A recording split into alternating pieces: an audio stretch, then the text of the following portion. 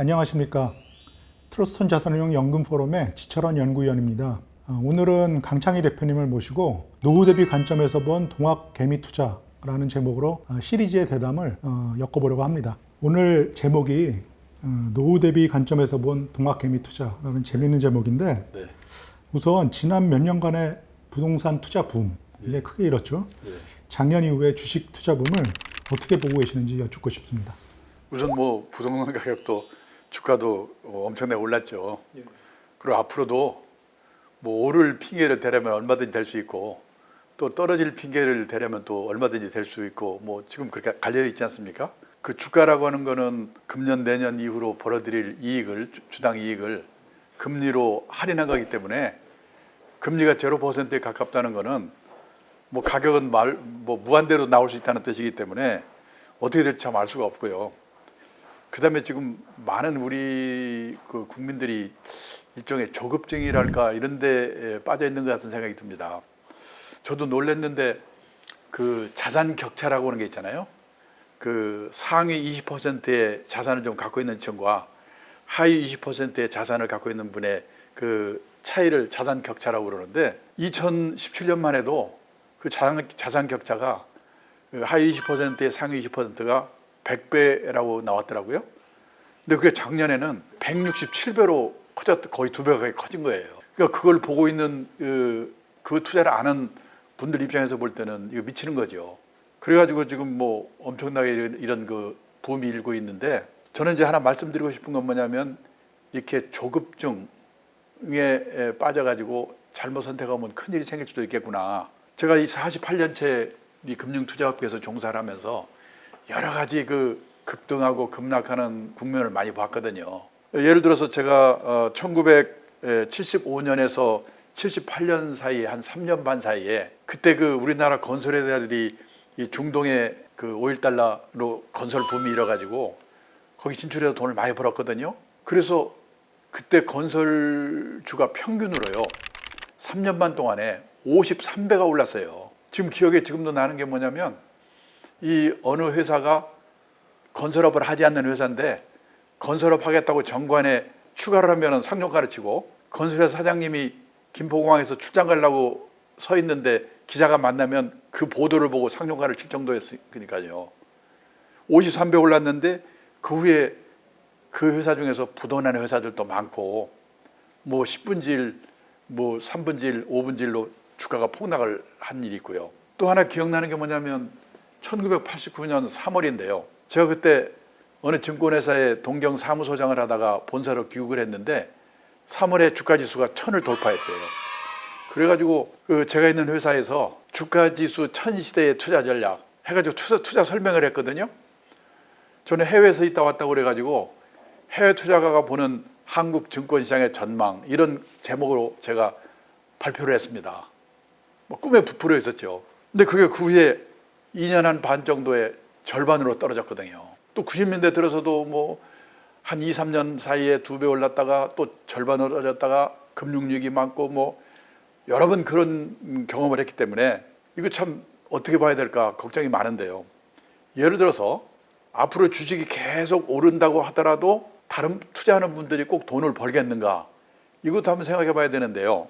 여기 그 미국의 피델리티라고 하는 세계적인 운용사가 있는데, 그 회사가 판매한 마젤란 펀드라는 거는 아주 유명한 펀드죠. 이 펀드를 1977년부터 90년까지 13년 동안 운용한 사람이 피터 린치라고 그래가지고 전설적인 펀드 매니저라고 그러거든요. 그 13년 동안에 얼마나 수익을 냈냐면 2700%, 27배 올랐어요. 연평균 29% 올랐거든요. 근데 정작 그 펀드에 투자한 투자가들은 다 돈을 벌었는가? 절반이 손실을 봤다는 거예요. 왜냐? 올랐다 떨어졌다 올랐다 떨어졌다 그러는데 막 오를 때는 그 분위기에 휩쓸려서 샀다가 좀 떨어지니까 놀래가지고 팔고 내려가고, 결국은 절반 정도가 그 상승장에서도 손해를 봤다는 거거든요. 그러니까 앞으로 그런 일을 우리나라에서도 얼마든지 당할 수 있기 때문에, 저는 그 투자자분들에게는 두 가지 그 부류가 있다고 생각하는데, 전문 투자가 아예 직업으로 하는 분들은 매일 밥 먹고 그 일을 하니까 제가 말하고 저보다 훨씬 공부한 분들이니까 제가 말씀드릴 필요가 없고, 저는 그 자기 직업에 있는 본업이 있는 아마추어 투자가분들이 앞으로 어떻게 될 건가, 그리고 노후 대비라는 관점에서 이 앞으로의 자산관리 투자를 어떻게 봐야 될 건가, 그런 내용에 대해서 자산관리의 원칙에 대해서 말씀을 좀 드려볼까 합니다. 14년 동안 연평균 29%의 수익률을 올렸는데도 가입자의 절반이 손해를 봤다는 게 참 놀랍네요. 자산관리의 원칙을 이야기하면요, 고리타분하다. 공장님 말씀 또 하시네.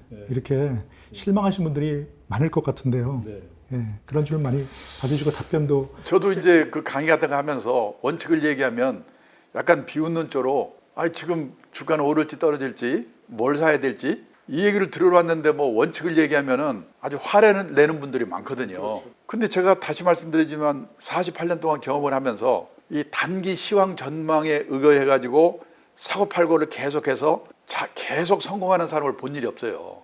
그래서 저는요, 우선 이 재테크라는 말을 가능하면 우리는 쓰지 말자, 자산관리라는 말을 쓰자, 이런 말을 자꾸 주장하고 있고, 또 하나는 우리가 주식 투자, 펀드 투자를 하는데 도대체 투자라는 것은 왜 하는가, 이런 질문부터 한번 시작할 필요가 있어요. 근데요, 우리나라나 일본의 투자가들에게 그 주식 투자, 펀드 투자 왜 하세요? 우리 지휘관님은 투자 왜 하십니까? 그러면 그 질문이라고 하세요? 돈 벌려고 하지요. 이렇게 대부분 대답을 하잖아요. 근데 미국에서 이 교육을 제대로 받은 투자가들에게 왜 투자하십니까? 이렇게 물어보면 노후 대비로 투자합니다라는 대답이 60, 70%라는 거예요. 그거 노인네들한테 물어봤겠지? 아니에요. 학교를 갓 졸업하고 직장 생활을 막 시작한 그 젊은 분들도 왜 투자하십니까? 노후 대비로 합니다 하기 때문에 30년, 40년 장기 투자가 되고 이 원칙을 지켜서 할 수가 있는 거죠. 그 목적부터 확실하게 이해를 해야 돼요. 저도 굉장히 동의하는데요. 이 샀다 팔았다 기술 부려봤자 이 타이밍이라고 하는 게 아무도 모르는 거잖아요. 그리고 결국은 나중에 정말 큰 돈을 버는 분은 따로 있구나, 이런 생각을 하는데 그게 목적을 갖고 투자를 하느냐 아니냐의 차이인 것 같습니다. 그 원칙을 말씀해 주셨는데 그러면 이 저축과 투자가 무엇이 다른지 그걸 좀 설명해 주시면 좋을 것 같습니다. 수많은 현금, 예금, 주식, 채권, 펀드, 보험연금, 수많은 이 금융상품은 저축상품과 투자상품으로 나눠지는데 그 차이가 어떻게 다른가를 꼭 좀 아셔야 돼요. 이런 얘기하면 신경이 나거든요. 그런 얘기 말고 좀 오르는가 떨어지는가 좀 얘기 좀 해라. 그런 그 눈초리를 보면 제가 막 이런 말을 하면서도 오그라드는데요. 그래서 저는 안 할 수 없어요. 이게 미국의 중학교 책에 나오는 거거든요. 그래서 미국에서는 중학교만 제대로 졸업하면 저축이라는 말과 투자라는 말이 어떻게 다른지 다 알아요. 우리는 학교에서 이런 걸 배운 일이 없기 때문에 대학을 졸업해도 저축해서 돈 모으자, 투자해서 돈 모으자, 뜻이 비슷한가 보다. 아닙니다. 상반된 개념을 갖고 있거든요. 여기 보시다시피 저축의 뜻이 뭐냐면 아껴서 모으다라는 뜻이에요. 은행에 예금하는 거, 지급액이 확정된 보험에 되는 거, 지급액이 확정된 연금에 되는 거, 이거를 저축상품이라고 그래요. 저축상품을 사시면 늘어나는 속도는 느리지만 원금이 깨지는 법이 없거든요. 왜? 금융기관이 운용의 결과를 책임져 주기 때문에. 갖다가 베끼면 금융기관이 책임져 주는 상품은 저축상품, 책임 안 져주는 상품은 투자상품. 요거라도 외워둬야 돼요. 그러면 어떤 돈으로 예금, 저축상품을 사야 되는가? 단기간 내에 써야 될 거. 원금이 깨져서는 절대 안 되는 돈. 이거는 그냥 눈 감고 예금, 아니면 그와 비슷한 상품에 넣어야 돼요. 그러면요, 투자의 뜻은 뭐냐? 가능성을 믿고 자금을 투하하다. 주식, 채권, 선물, 옵션, 펀드, 보험 중에서도 변액보험, 연금 중에서도 변액연금. 이거는 잘하면 돈을 벌어, 잘못하면 원금도 깨먹어. 리스크가 따르는 상품, 이거를 투자상품이라고 그래요. 근데요, 이 강의를 들으시는 분 중에 아마 변액보험, 변액연금 드신 분이 많이 계실 거예요. 근데 더 문제는요, 자기가 들었는지 안 들었는지 모르는 분이 더 많아요. 뭐 남말할 거 없어요. 제 아내가 그랬으니까. 제가 재작년인가요, 제 아내가 무슨 보험 하나를 들었다고 와서 자랑을 하길래 꼬치꼬치 물어봤더니 변액보험을 들었더라고요. 그걸 모르고 있었어요. 그걸 들은 거를 그냥 이렇게 된다는 것만 믿고 있는 거예요. 그래서 제가 변액보험은 중요한 게 뭐냐면 들어가 보면 펀드잖아요. 그 펀드 운영하는 회사가 어딘지를 꼭 알아야 되거든요. 그 운영하는 회사가 어딘가 물어봤더니 알 리가 없죠. 그러면 당신한테 파는 사람한테 가서 물어보라고 했더니 모른대요. 그걸 파는 사람도. 지금요, 뭐 주가 예측 이런 것보다도 이런 거를 모르고 지금 변액보험, 변액연금 드는 이게 빨리 바꿔야 되는 게 지금 더 시급한 문제거든요.